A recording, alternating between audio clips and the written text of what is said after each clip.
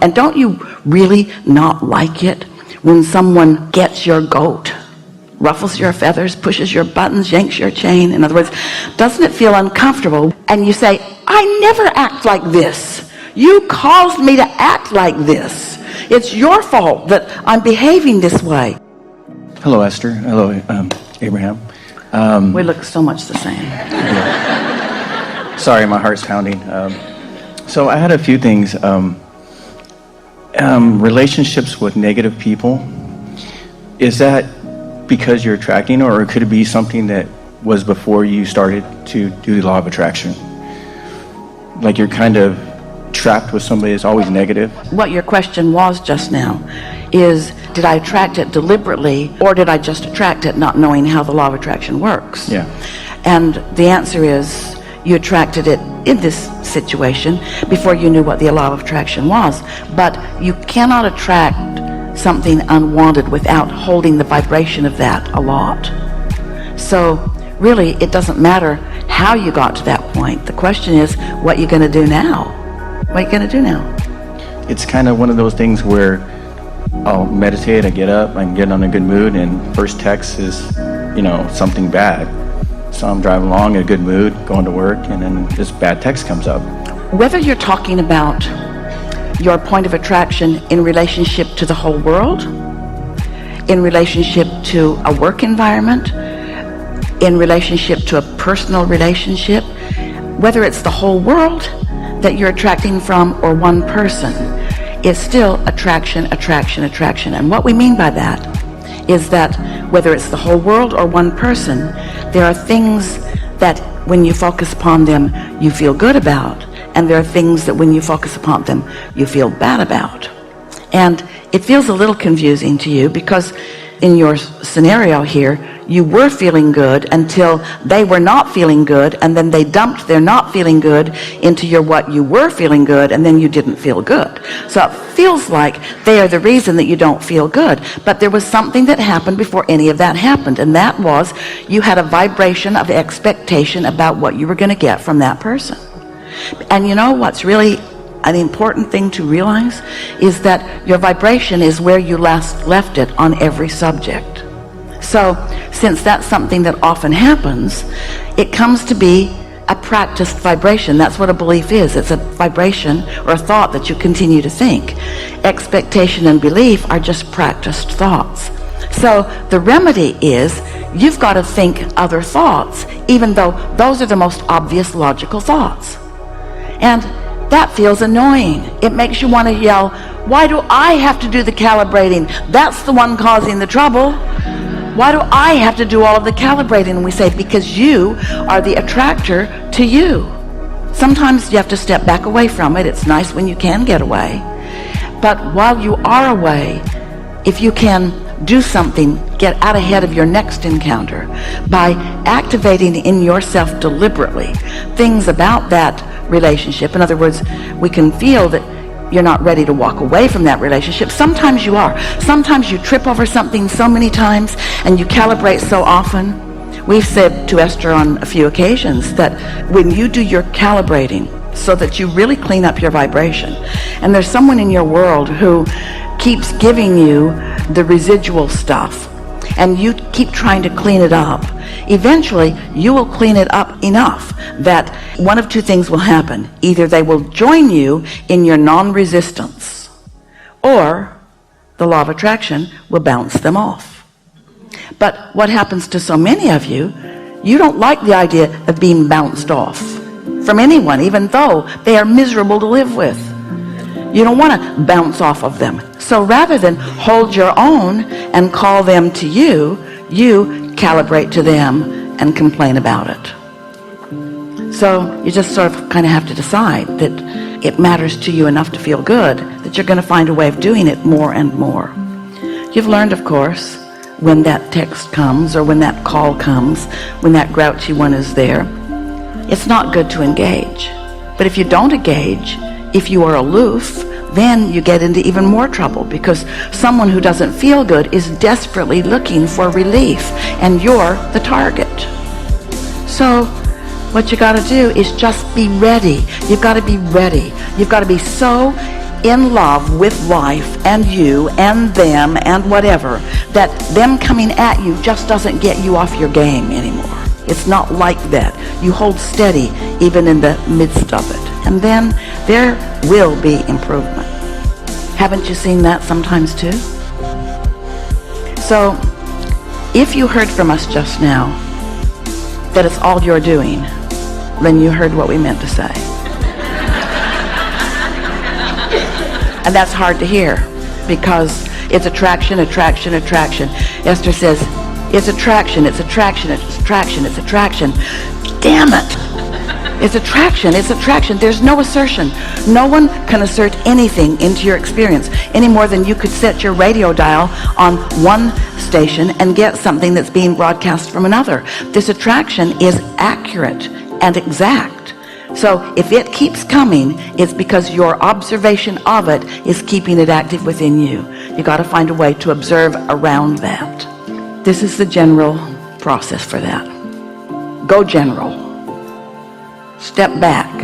Look at your life in general. Look at how you really feel. Acknowledge how good you were feeling, what a good mood you were in and often are in, what your true nature is, how well your life is going on most regards, how well you get along with people. You get along with people until you get somebody up close to you who believes that you are responsible for how they feel. You can never solve that. You've just got to not buy into that. You are not responsible for how someone else feels. They are responsible for how they feel. You are not responsible for how someone else feels. They are. You cannot do enough nice things to people who have decided that you're responsible, because the next time they don't feel good, they're going to blame you for that. And then you want to say, but what about this? And what about this? What about this? I have a big long list of things that I do to make your world better. And you've picked this one little thing and you're going to use that as your excuse to not be happy, and you're going to blame me. And they won't answer that question, but the answer to that is yes. Yes, I am. I'm doing it right now. And what are you going to do about it? And so the first thing that we would do is acknowledge that anybody who is feeling negative emotion, that's on you. That's on you, and it's not your nature. You know why? Oh, we are so happy to have this conversation with you. You know why it is not your usual nature to accept your own point of attraction and assign it to yourself and assign someone else's point of attraction? Here's the primary thing that humans do that makes that not come naturally to you at first. This is going to be an interesting way of approaching this, because you are harmonizers. You're natural harmonizers. Well, now that sounds like you're natural calibrators. It means the same thing. You are natural harmonizers. You're seeking harmony. You're seeking balance all the time. It's why you're able to walk under more difficult conditions. It's why the first little thing doesn't just cause you to fall right down. You are stabilizers. You do have a sort of gyroscope, not only in your physiology, but in your psychology. You are natural balancers. But what that means to some of you is that because you want so much for the people around you or the person around you to get you, to understand you, that you try hard to get them to do that. So if they show a little sign of unhappiness, you try to harmonize or compensate for that. Well, that's not a good idea, because what it does, it teaches them that you will do all of the adjustment, and it leaves them incapable of managing their own experience in the world. If you do that with your children, people call it coddling them or spoiling them or giving them everything they want. If you do that with your children, they're not prepared for a world that will not do that for them. You want them to know about the law of attraction. You want them to know that it's what they're offering vibrationally that is bringing back to them whatever they're getting. And there's nothing inappropriate about letting someone attract discomfort from you, and maybe even angry words, to let them know you are attracting this from me. It's not what I want to give you, and I'm doing my best to calibrate in ways so that it's not what I give you, but you make me feel this way because you feel so strongly this way about me. Attraction is this two-way street all the time, isn't it? Did you hear us earlier when we were talking about your inner being? and how there's no resistance, and so that is a powerful attraction. When you join forces with your inner being, because you've practiced loving and you've practiced looking for positive aspects, and you've tuned yourself to the best of the best of the best of this person, because that's where your inner being is tuned, then what happens is you can stand in that tuning and not be drawn, not let the other draw from you something that doesn't feel good to you when it's drawn from you. Did that make sense to you? Well, let us put it to you this way. Whatever the dominant vibration in the room is will dominate. That's what mob rule is. Whatever is dominant will dominate. And so if you walk into an environment, maybe it's just a mob of one person who's all wrapped up in everything that's gone wrong and wanting to blame someone, and you're there, so it's you. Unless you have done something about your alignment with who you are, when you get there, that dominant vibration is going to make you a cooperative component to it. Did that make sense to you? When you stood before Jesus dripping your illness, Jesus said, don't tell anybody about this healing. Because he knew that when you got home, all shiny and bright and walking well again, that someone would convince you that it wasn't real, because their memory of who you had been was different than his. He did not allow himself to see your illness. He practiced knowing who you really are and had full vision of the vortex version of you.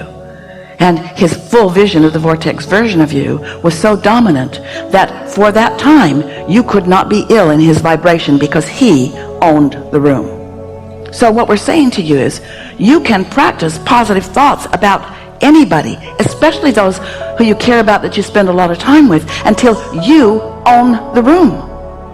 And then when they come in, they can't behave the way they usually behave, because you are dominant. Your vibration is dominant. You will attract from them who they really are, the best of them, you see. And if you're not doing that, that's on you. That's on you. Here's another way of looking at this. See the whole world in a football field. And there they all are, and they're in different groups. There are Republicans and Democrats, and there are Mormons and Buddhists and Jewish people and Baptists. 49ers and Raiders. Yeah, those too. And there they all are, and all in their groups. Some of the groups overlap, but each standing in their group, sort of defiant of the other groups, and in their insecurity clustered together, sure that they're in the right group. And as we see them, we see only two groups. Those who are in this moment, and that's a key phrase, in this moment under the influence of Source, or those who are in this moment under the influence of something else.